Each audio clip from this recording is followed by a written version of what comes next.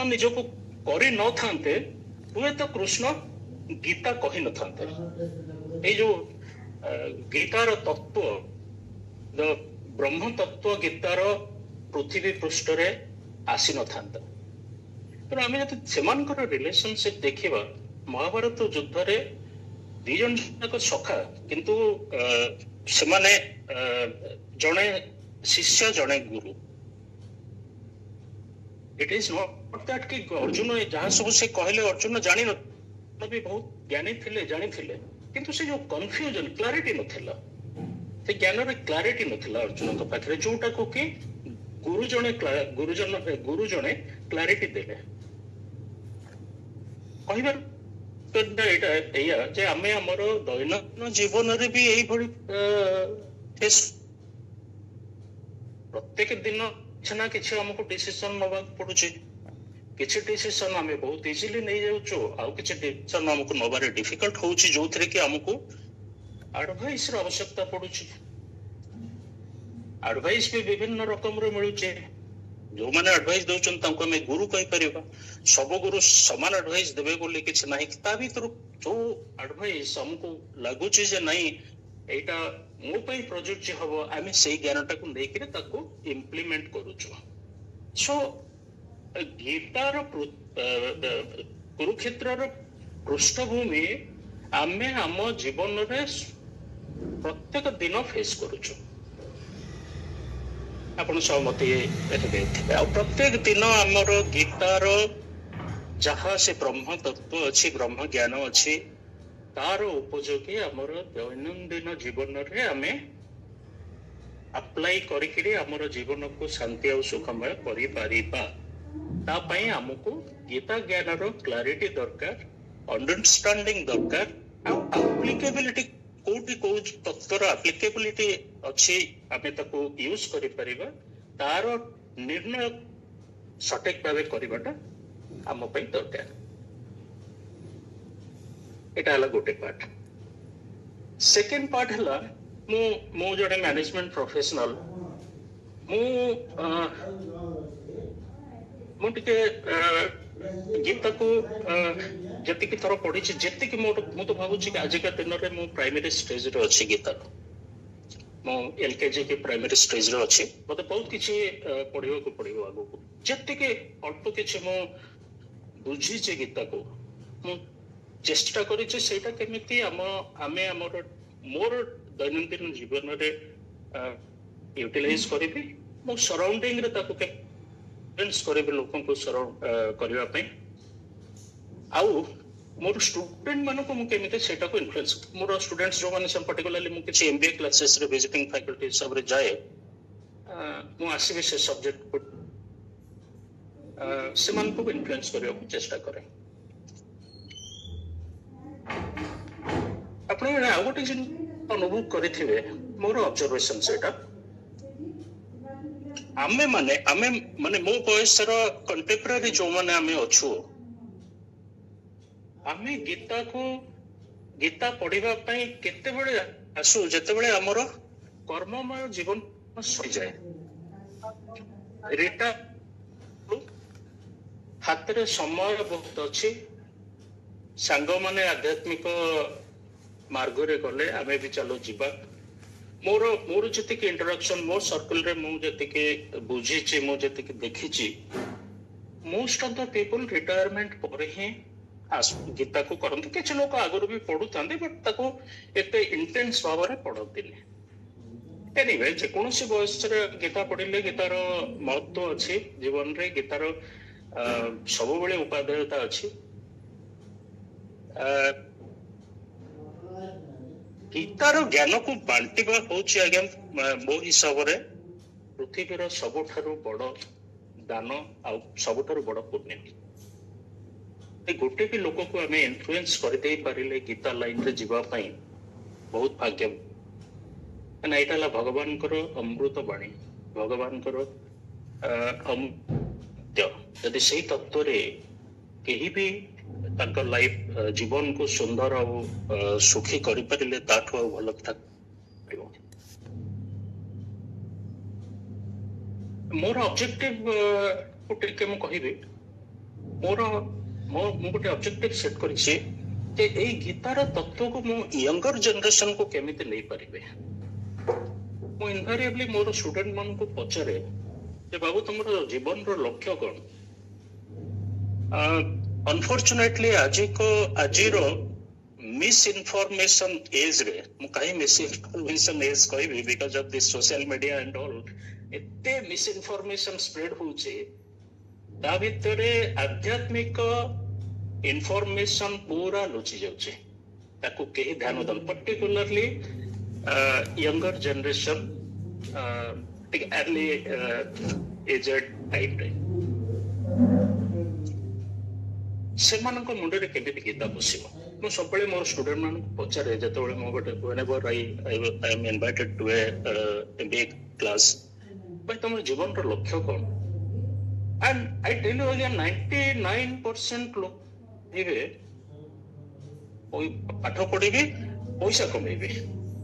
ପାଠ ପଢିବାଟା ପରେ ଆସିବ, ବହୁତ ପଇସା କମେଇବାଟା ହଉଛି ପ୍ରାଇମେରୀ ଅବଜେକ୍ଟିଭ। ମାନେ ମୋର ଏଇଟା ହଉଛି ପର୍ସନାଲ ଏକ୍ସପିରିଏନ୍ସ ଆଜ୍ଞା। ପଇସା କମେଇବି, ମୁଁ କହେ ଆରେ ବାବୁ ପଇସା ତ କମେଇବ, ପଇସା କମେଇବା ପାଇଁ ବହୁତ ବାଟ ଅଛି। ତମେ ଡକାୟତି କରିକି ପଇସା କମେଇ ପାରିବ, କ୍ରାଇମ କରି ପଇସା କମେଇ ପାରିବ, ଚୋରି କରି ପଇସା କମେଇ ପାରିବ, ବହୁତ ପଇସା କମେଇବାର ବାଟ ବହୁତ ଅଛି। ସେଇଟା କଣ ଜୀବନର ଲକ୍ଷ୍ୟ? କହିବାର ମୋର ତାତ୍ପର୍ଯ୍ୟ ଏଇଆ କି ଏଇ ଯୋଉ ଏଇଟା ଅଜ୍ଞାନତା, ଆପଣ ମାନେ ସମସ୍ତେ ରାଜି ହେବେ, ଏଇଟା ଅଜ୍ଞାନତା। ଏଇ ଯୋଉ ଲ୍ୟାକ୍ ଅଫ ଆୱାରନେସ୍, ଏଟା କିଏ କ୍ରିଏଟ କରିଛି? ଏଇଟା ଆମରି ସୋସାଇଟି, ଆମର ପ୍ୟାରେଣ୍ଟସ, ଆମେ ମାନେ ହିଁ କ୍ରିଏଟ କରେଇଛୁ ୟଙ୍ଗର ଜେନେରେସନରେ। ଏଇ ମାଇଣ୍ଡସେଟରେ ଯେତେବେଳେ ଗୋଟେ ଲୋକ ଆଗକୁ ଯିବ, କଣ ଭବିଷ୍ୟତ କଣ ହବ, ତାର ରୋଡ ମ୍ୟାପ କିଛି ନାହିଁ, କଣ ଭବିଷ୍ୟତ ହବ ସମସ୍ତେ ବୁଝିପାରୁଥିବେ। ସତ୍ମାର୍ଗର ଅଭାବ ରହୁଛି। ମୁଁ ୟା ପରେ ଆସିବି ପ୍ରାକ୍ଟିକାଲ ଆସ୍ପେକ୍ଟ, ଆମର ମ୍ୟାନେଜମେଣ୍ଟ ଆଉ ଡେଲି ଲାଇଫର ମ୍ୟାନେଜମେଣ୍ଟରେ ଆମେ କେମିତି ଗୀତାକୁ ୟୁଜ କରିବା। ଆପଣମାନେ ଜାଣିଥିବେ ବହୁତ ଗୀତାରେ ଯୋଉମାନେ କ୍ଲାସେସ୍ କରିଛନ୍ତି, ଅଲରେଡି କରିସାରିଛନ୍ତି, ସେମାନେ ଧର୍ମ ଆଉ କର୍ତ୍ତବ୍ୟ ବିଷୟରେ ନିଶ୍ଚିତ ଭାବରେ ଚର୍ଚ୍ଚା କରିଥିବେ। ଧର୍ମ ଆଉ କର୍ତ୍ତବ୍ୟ ଆମର ମନୁଷ୍ୟ ଜୀବନରେ ଆମେ ଯୋଉ ଜନ୍ମ ନେଇଛେ, ଏଇଟା ହଉଛି ଆମର ଯେତେ ଜୋନିରେ ଆମେ ଜନ୍ମ ନେଇଛୁ, ଏଇଟା ହଉଛି ସବୁଠାରୁ ଭଲ ଜୋନି, ବେଷ୍ଟ ଜୋନିରେ ଆମେ ଜନ୍ମ ନେଇଛୁ, ମଣିଷ ଜନ୍ମ। ଯାହା ପରେ କି ଆମେ ଯଦି ଏଇଠୁ ଆଗକୁ ଯିବା ଡିଭାଇନ ପାଥରେ ରାଇଟିୟସ୍ ହୁଏ, ଆମେ ମୁଖ୍ୟ ପ୍ରାପ୍ତି କରିବା। ଯଦି ଆମେ ଏଇ ଜନ୍ମରେ କର୍ମ ଆମର ଭୁଲ ହେଲା, ଆମେ ଏଗେନ୍ ବ୍ୟାକ୍ କରିବା, ଯୋଉ ଆମେ ସେଇ ଜନ୍ମ ମୃତ୍ୟୁ ସାଇକେଲରେ ଘାଣ୍ଟି ହେଉଥିବା। ଆମକୁ ମାର୍ଗ ଦିଆହେଇଛି ଧର୍ମ ଆଉ କର୍ତ୍ତବ୍ୟ କରିବା ପାଇଁ। ଭଗବାନଙ୍କ ଜନ୍ମ ଧର୍ମ କର୍ତ୍ତବ୍ୟ କରିବା ପାଇଁ ଜନ୍ମ ପାଇଛି। ଗୁରୁ ଶିକ୍ଷା ଦିଅନ୍ତି, ପିତାମାତା ସଂସ୍କାର ଦିଅନ୍ତି। ସେଇ ଶିକ୍ଷା ଆଉ ସଂସ୍କାର ଉପରେ ଆମର ଭବିଷ୍ୟତ ରାସ୍ତା ତିଆରି ହୁଏ।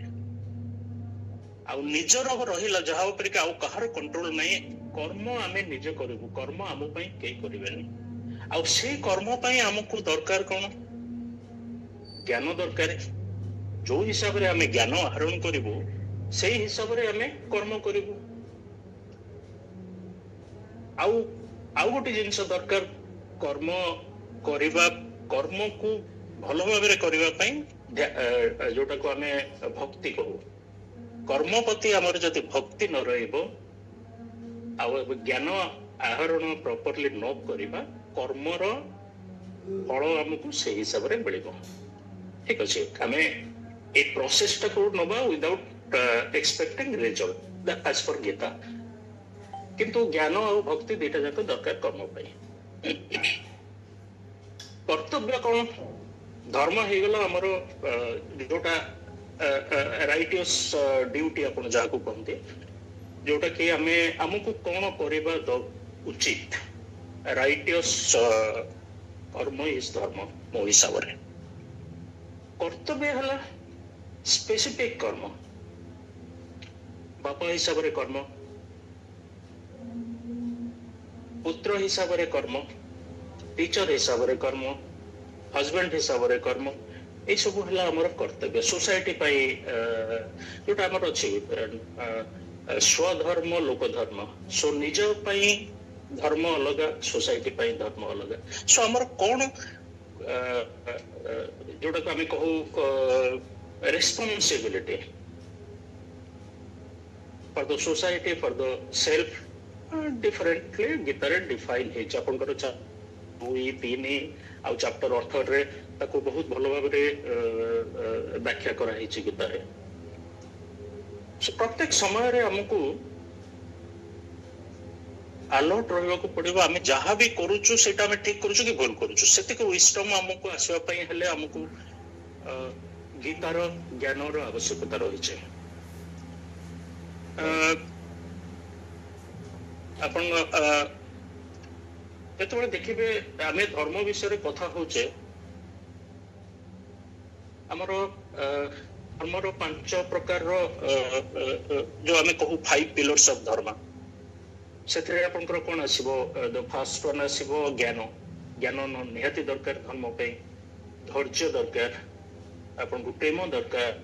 आपन को जदि भल न पाइबे कौन काम को आप प्रॉफिट करें, आपन को प्रेम पर आपन को भक्ति दरकार। आउ है आप न्याय सहित काम करेंगे। ये जो 5टा जिनस कहते 5 पिलर्स ऑफ धर्म। देखो आप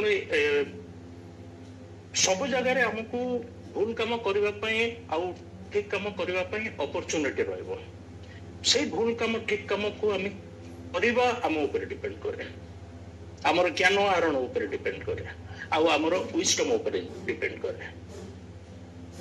तेणु ये सब जिनिस आम गीतार पाइबा उपयोगी आम आम लाइफ रे प्रत्येक स्टेज रे करि परिबा। सेकंड आउ गोटे जिनिस मु आपन कहबे पर्टिकुलरली मैनेजमेंट एस्पेक्ट रे जोटे गोटे गोटे जो माने मैनेजमेंट ग्रेजुएट से अच्छे गोटे ऑर्गेनाइजेशनल बिहेवियर बोली सब्जेक्ट अच्छी से गोटे फुल फ्लेजेड सब्जेक्ट गोटे ऑर्गेनाइजेशनल बिहेवियर तो basically it is HR related subject, human resources development related subject.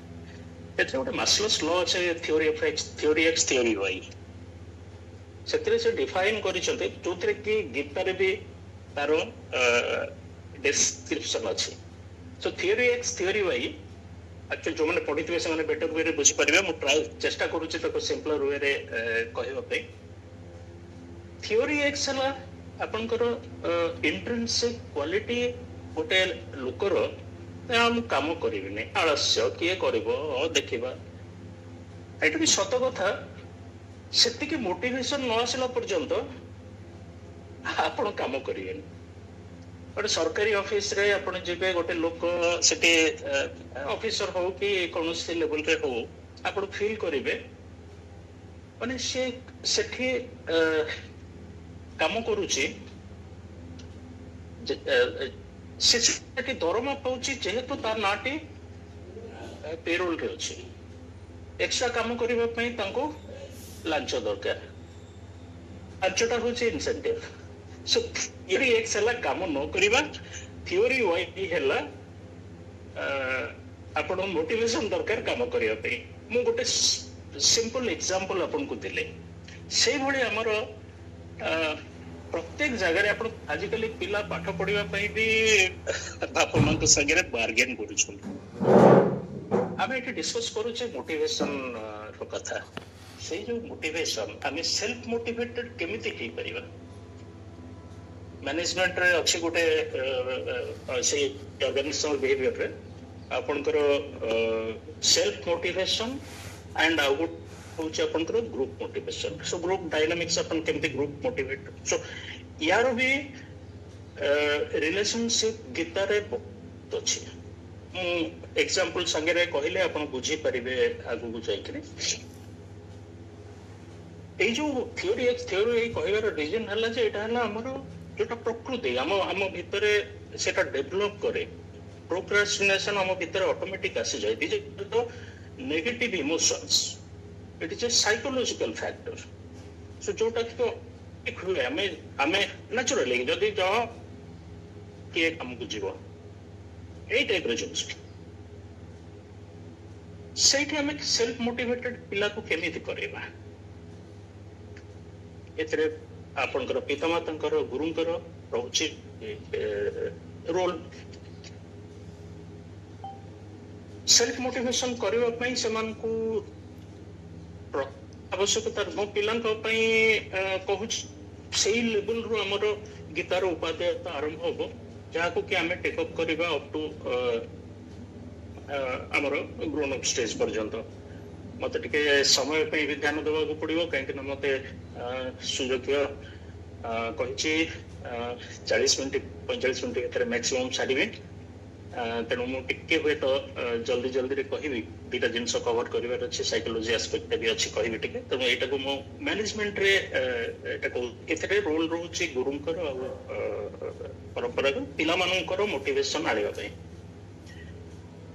ତାପରେ ଆମେ ଯେତେବେଳେ ଯାଉଛୁ ଗ୍ରୁପ ଡାଇନାମିକ୍ସ କୁ ଯାଉଛୁ ଆମର ଗ୍ରୁପ ବିହେଭିୟର କୁ ଯାଉଛୁ ଯୋଉଠି ଆମେ ଗୋଟେ କମ୍ପାନୀରେ କାମ କରୁଛୁ ସେଠି ଏନି ଅର୍ଗାନାଇଜେସନ କାମ କରୁଛୁ କି ଗୋଟେ ଗ୍ରୁପ ମାର୍କେଟିଂ ଗ୍ରୁପ ହେଲା କି ଅପରେସନ୍ସ ଗ୍ରୁପ ହେଲା କି ପ୍ରଡକ୍ସନ ଗ୍ରୁପ ହେଲା ଯୋଉଠି କାମ କରୁଛୁ ସେଠି ଗୋଟେ ଗ୍ରୁପ ଏଫର୍ଟ ଆସିଯାଏ ଯେ ଯଦି ସମସ୍ତଙ୍କର ଏଫର୍ଟ ପ୍ରପର ନ ହବ ଆଉଟକମ୍ ଭଲ ହବନି ଆଉ ସେଇ ଜାଗାରେ ମୋଟିଭେସନ ଲେଭେଲ ଡିଫରେଣ୍ଟ ରହିବ ଡିଫରେଣ୍ଟ ଲୋକଙ୍କର ଆଣ୍ଡ ସେଇ ଯୋଉ ଗ୍ରୁପ ମୋଟିଭେସନ କୁ ଗୋଟାଏ ଲେଭେଲକୁ ଆଣିବା ପାଇଁ ଗୀତାର ୟୁଟିଲିଟି ଆଜିକା ଦିନରେ ବହୁତ ବଢି ଯାଇଛି ବହୁତ ଗୁଡେ ଇନଷ୍ଟିଚ୍ୟୁଟ ଆଜିକାଲି ଆଧ୍ୟାତ୍ମିକ କନଫରେନ୍ସେସ୍ ବେଶୀ କରୁଛନ୍ତି ଦେନ୍ କନଭେନସନାଲ କନଫରେନ୍ସେସ୍ ସୋ ସେଥିରେ ଆମର କନସିୟସନେସ୍ ଆମର ଧର୍ମ କର୍ତ୍ତବ୍ୟ ଗୋଟେ ପ୍ରଫେସନାଲ ଏମ୍ପ୍ଲୟି ଗୋଟେ ପ୍ରଫେସନାଲକୁ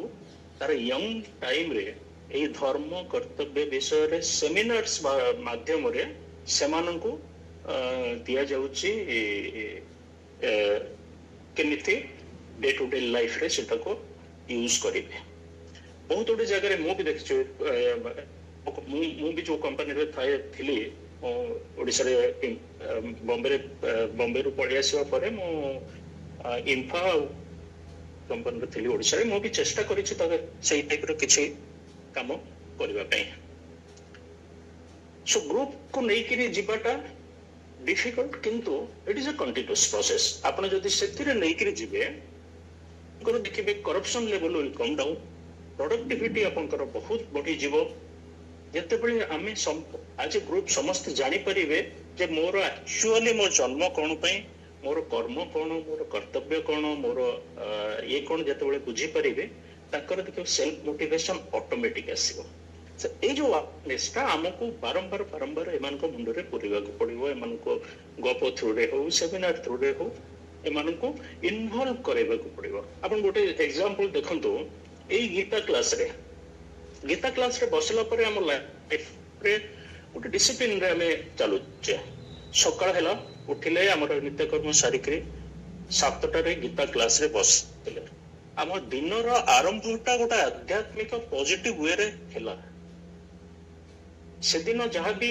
ଆମେ ଶିଖିଲୁ ମୋର ପର୍ସନାଲ ଇଏ ହେଲା ମୁଁ ଗୀତା ଯେତେବେଳେ ଶୁଣେ ମୁଁ ଆଖି ବନ୍ଦ କରିଦିଏ ଆଉ completely word by word follow କରିବାକୁ ଚେଷ୍ଟା କରେ ଆପଣଙ୍କର ଆବଜର୍ପସନ ଭଲ ହେବ ସେଥିରେ ମୋର ପର୍ସନାଲ ୱେ ସେଇଟା ମୁଁ ଆଖି ବନ୍ଦ କରି କମ୍ପ୍ଲିଟଲି ସେଥିରେ ମୋର ମେଡିଟେସନ ବି ହେଇଯାଏ ଆଣ୍ଡ ମୋର ଗୀତାର ଜ୍ଞାନ ଆହରଣ ବି ହେଇଯାଏ ସେଇ ଯୋଉ ଗୋଟେ ଘଣ୍ଟା ମୁଁ ଦଉଛି ଗୀତାକୁ ମୋର ଏଣ୍ଟାୟାର ଦିନର ରୋଡ ମ୍ୟାପଟା ସେଟ୍ ହେଇଗଲା ଆଉ ତାର ଇମ୍ପାକ୍ଟଟା ମୋର ଏଣ୍ଟାୟାର ଡେ ଉପରେ ରହିଲା ସୋ ସେଇଟା ମତେ ପ୍ରିଭେଣ୍ଟ କରିବ ମୁଁ ଯଦି କୋଉଠି ଭୁଲ କାମ କରୁଛି ମତେ ପ୍ରିଭେଣ୍ଟ କରିବ ସିଏ ଓକେ ସୋ ଏଟା ତ ଗଲା ମ୍ୟାନେଜମେଣ୍ଟ ପାର୍ଟ ମୁଁ ୟା ପରେ ନେକ୍ସଟ ଟିକେ ଆସ୍ପେକ୍ଟ ଅଫ ଗୀତା ମୁଁ ଆପଣଙ୍କୁ କହିବି ସାଇକୋଲୋଜିକାଲ ଆସ୍ପେକ୍ଟରେ ଆମେ ଆରମ୍ଭ କରିବା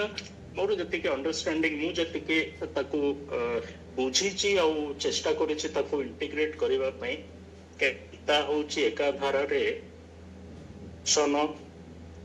ମାନେ ଫିଲୋସଫି ସାଇକୋଲୋଜି ଆଉ ସାଇନ୍ସ ଆପଣ ଜ୍ଞାନ ବିଜ୍ଞାନ ଯୋଗ ଯୋଉ ଅଛି ଆପଣଙ୍କର ଚାପ୍ଟର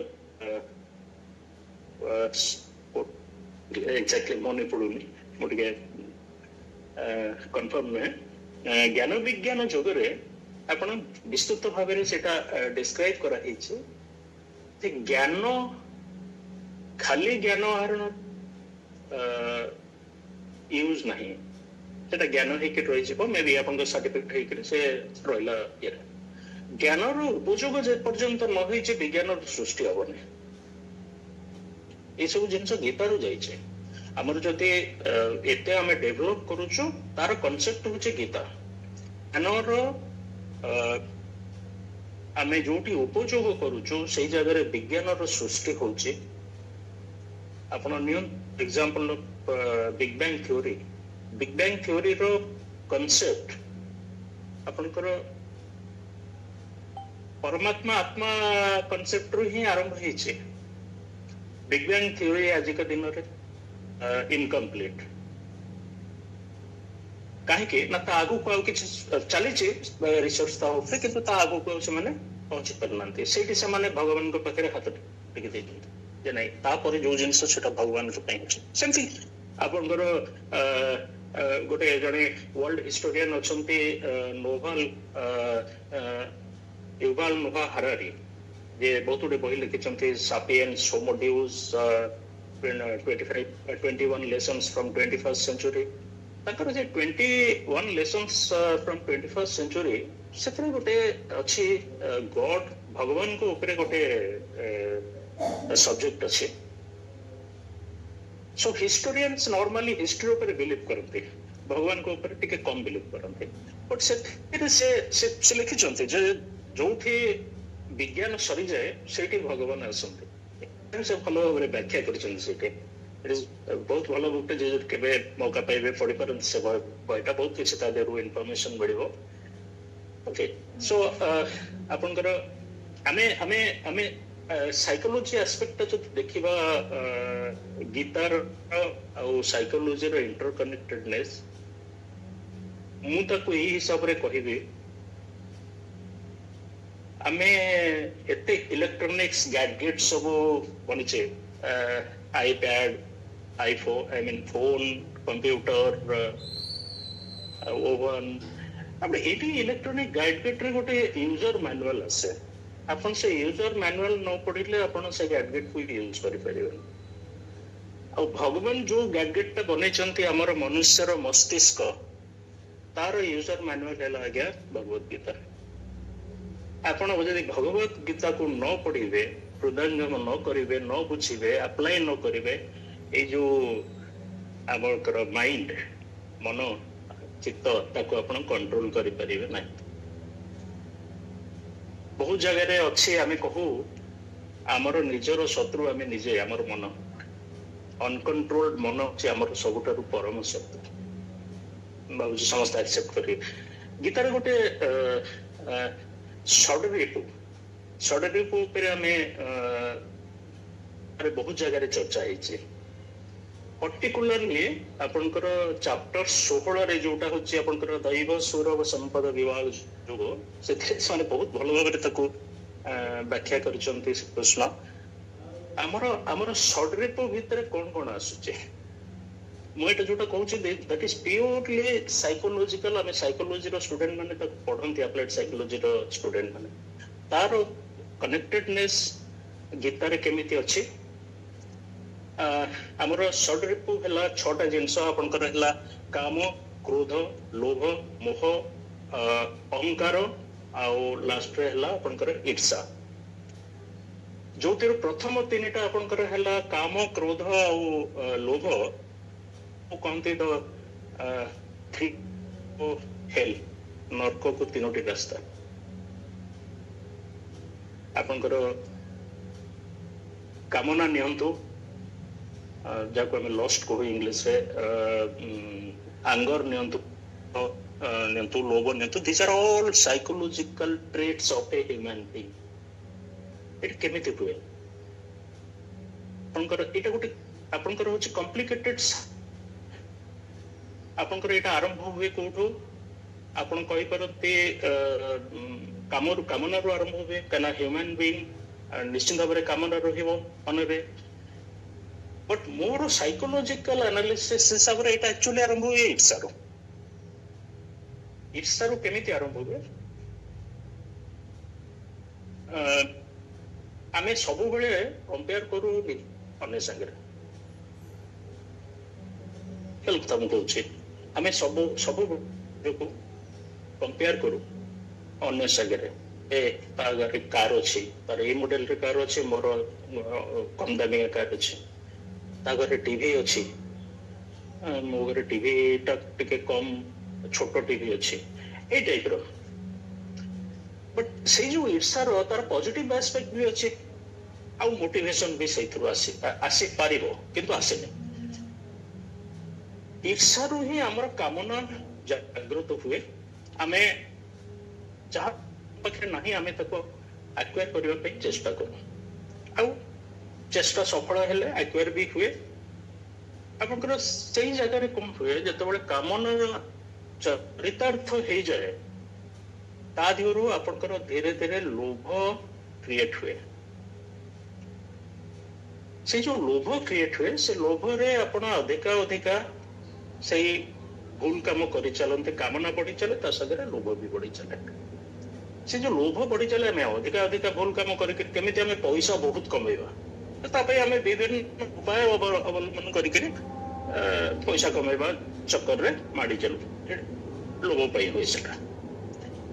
ସେକେଣ୍ଡ ଚାଲି ଆସନ୍ତୁ ଆପଣଙ୍କର ଲୋଭ ପରେ କ୍ରୋଧ କେତେବେଳେ ଆସେ, ଯେତେବେଳେ ଆପଣ ଚରିତାର୍ଥ କରିପାରନ୍ତି ନାହିଁ। କାମନା ଚରିତାର୍ଥ ଯେତେବେଳେ ନ ହୁଏ, ରାଗ ହୁଏ। ଆପଣ ଖୋଜନ୍ତି କେମିତି ମୁଁ ମାରି ଧରି କେମିତି କରିକିରି ଯାହା ହେଲେ ବି ମୁଁ ଆଚିଭ କରିବି। କ୍ରୋଧଟା ସେଇଠୁ ଜାତ ହୁଏ। ଇଭିନ୍ ବହୁତ ଇନଷ୍ଟାନ୍ସେସ୍ ଆପଣ ଲାଇଫରେ ଦେଖୁଥିବେ, ଯାହା ପାଇଁ କି ପୋଡା ଜଳା ହଣା ମହରା ବି ହେଇଯାଉଛି। ଚତୁର୍ଥ ଜିନିଷ ଆଉ ଗୋଟେ ଆସେ ସେଇ ଲୋଭରୁ। ଆପଣ ଯେତେବେଳେ ବହୁତ ଜିନିଷ ଆକ୍ୱାର କରିଯାନ୍ତି, ସେଇଟାକୁ ବହୁତ ଲୋକ ମାନେ ଇନଫ୍ଲୁଏନ୍ସ ସେଇଟା କ୍ରିଏଟ ହଉଛି ମୋର ଆକ୍ଚୁଆଲ ସକ୍ସେସ୍। ସେଇଟାକୁ ଲୋକ ସକ୍ସେସ୍ ବୋଲି ଆଜିକା ଦିନରେ ଭାବୁଛନ୍ତି। ମୋ ପାଖରେ ଯଦି ବହୁତ ପଇସା ହେଇଗଲା, ସେଇଟା ହଉଛି ଆକ୍ଚୁଆଲ ସକ୍ସେସ୍। ବିଭିନ୍ନ ଲୋକ ବିଭିନ୍ନ ହିସାବରେ ସକ୍ସେସ୍ ର ପରିଭାଷା ଅଛି।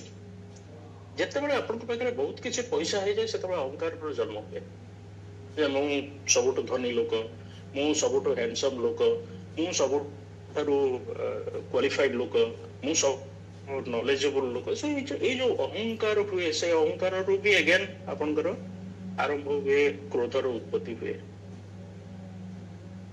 ଏଇ ଯୋଉ ଅହଙ୍କାରଟା ଆସେ ଲୋଭରେ, ଯେତେବେଳେ ଆପଣ ବହୁତ ଗୁଡେ ପଇସା କମେଇ ଦିଅନ୍ତି, ସେ ପଇସା ସାଙ୍ଗରେ ଯୋଉ ଆଟାଚମେଣ୍ଟ ଆପଣଙ୍କର ଆସିଯାଏ, ସେଇ ଆଟାଚମେଣ୍ଟ ଆସିଲା ପରେ ଅହଙ୍କାର ସାଙ୍ଗରେ ମିଶି ସେଇଟା ଆପଣଙ୍କୁ ପତନ ଆଡକୁ ନେଇଯାଏ।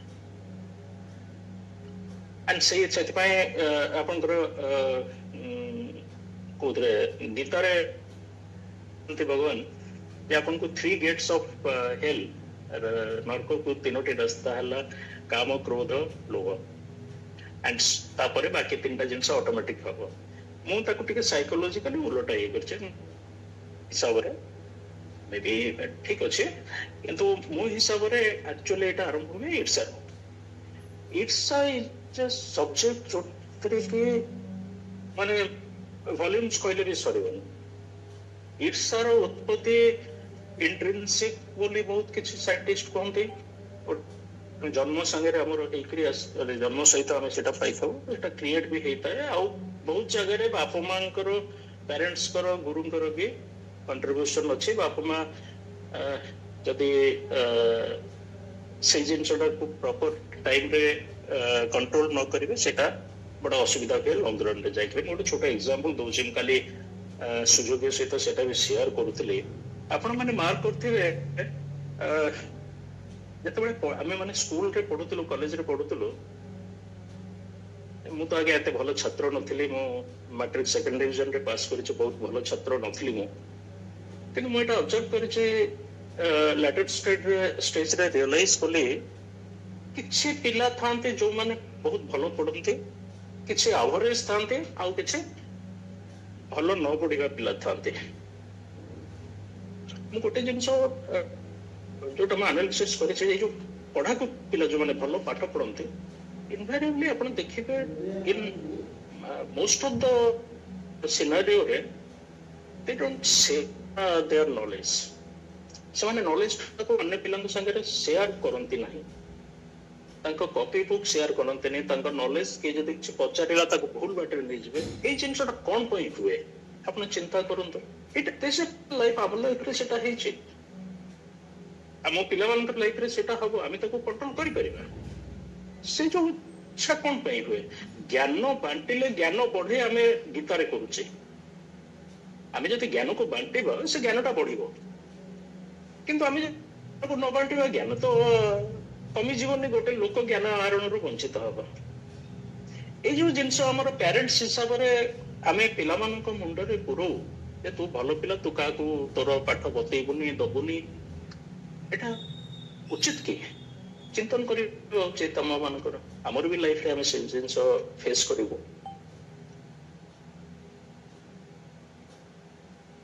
ए बोले बहुत अच्छी जिंस अछि जोटा कि आमे आम लाइफ रे आमे डे टू डे बेसिस रे फेस करूचे मोर जने पड़ोसी थिले मु आ गोटे प्रैक्टिकल एस्पेक्ट आपन कहूची मो मोर चाकरी टाइम रे मु भुवनेश्वर रे रहतले मोर एबे शिफ्ट करिया से एबे मु बापा को पाखे रहूची मोर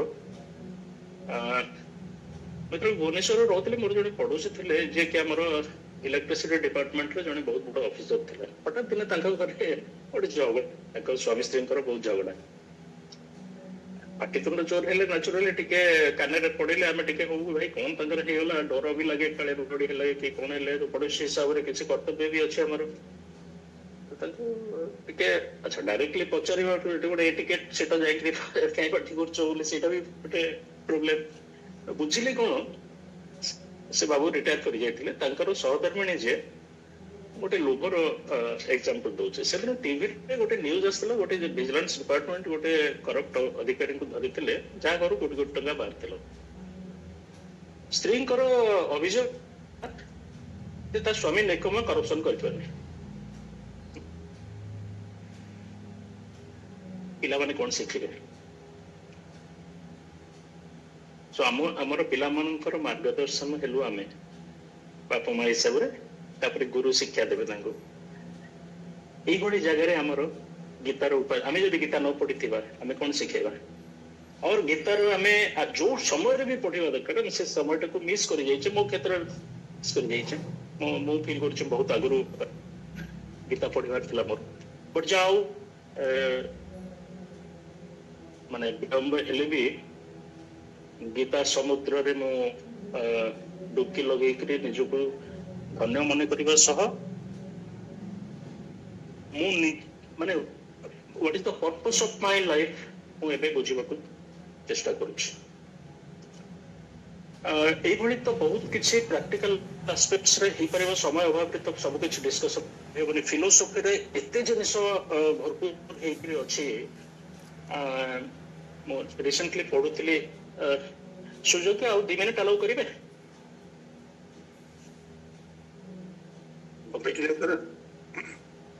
जस्ट मो 2 मिनिट रे गोटे स्टोरी लास्ट कहि करी मु बंद करी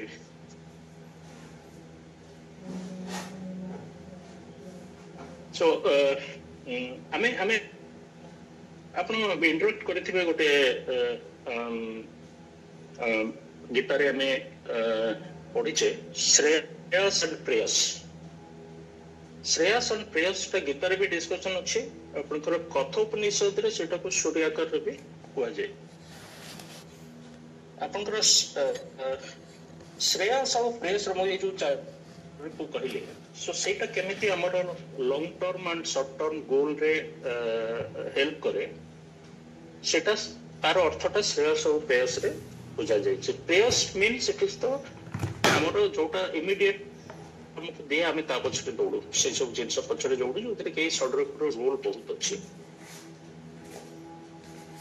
श्रेयस होची गोटे जिनस जोटे के लॉन्ग टर्म थ्योरी आपण एमिते काम करिवे जहार बेनिफिट आपन को जीवन सारा मिलिबो आपण को जनरेशन को मिलिबो आ पूरा विश्व को हमर सोसाइटी को मिलिबो तो कथोपनिषद रे आपण नचिकेता स्टोरी तो सुनिथिबे नचिकेतार वज्रवासु जे तकर बापा थिले से जने गोटे यज्ञ करुथिले से यज्ञ रे गाई दान करुथिले से कौन करते कि तांकर जे सब वीक आ जो माने ये गाई भल गाई न देख जो माने ये गाई गुड़ा तो दान करुथिले से जोटे तो नचिकेता मन रे टिके आनिला गोटे क्वेश्चन जे एथरे बापा को की पुण्य मिलिबो